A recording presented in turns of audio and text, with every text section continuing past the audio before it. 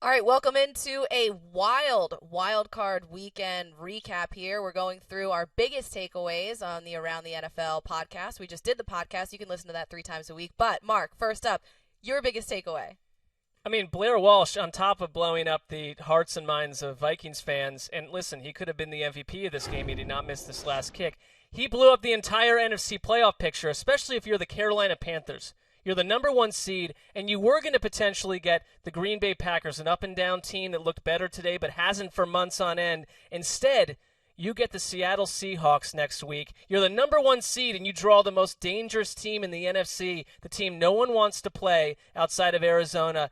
And you're not going to get them in minus 25-degree weather. You're going to get them in your home stadium, balmy 55, 60 degrees, a disaster, Wes. Yeah, Panthers fans that were saying, we want the Seahawks. You're crazy. You might get screwed. Yeah, I agree. All right, Wes, you're up. Yeah, you throw out the game tape from that game, burn it doesn't matter. The Seahawks didn't suffer major injuries. They get by. And minus 25-degree temperatures, you can throw it out. But the Steelers can't throw out the last game. No matter who won this game between the Bengals and Steelers, they were going to be a materially different roster after the game because of how hard-hitting it was. Mm-hmm. And I wonder, are the Steelers too battered to advance? Big Ben, they're optimistic he's going to play, but from what we saw on that last drive, he couldn't throw anything deep. His fastball was gone, and he even had to call timeout and go over and tell them he couldn't throw down the field. Antonio Brown is concussed. He's an MVP candidate, a top 5 or 6 MVP candidate.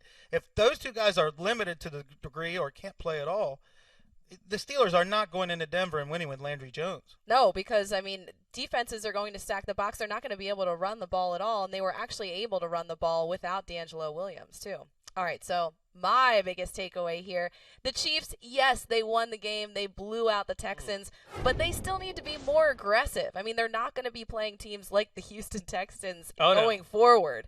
And you have to be up by more than 13 points at the half.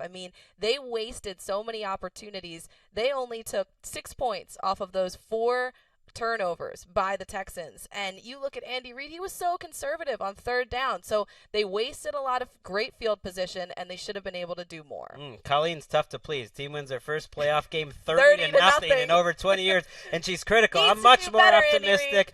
I'm giving the Packers some love. We finally saw an offense that looked familiar, the offense we've seen from the last 5 or 6 years. The running game got back, and this whole NFC playoff picture looks familiar. All 4 of these teams were in the playoffs last year. 3 of them were in the divisional round. Boring. And for a second, this Packers team looked like they did a year ago, and maybe they'll give us a good game, and maybe they'll scare the Cardinals. You never know with Aaron Rodgers. They should be feeling confident after this week, so as good a game as they could have. All right, well, for more where all of that came from, you can check out all of their great pages at NFL.com/AroundTheNFL and listen to the podcast 3 times a week.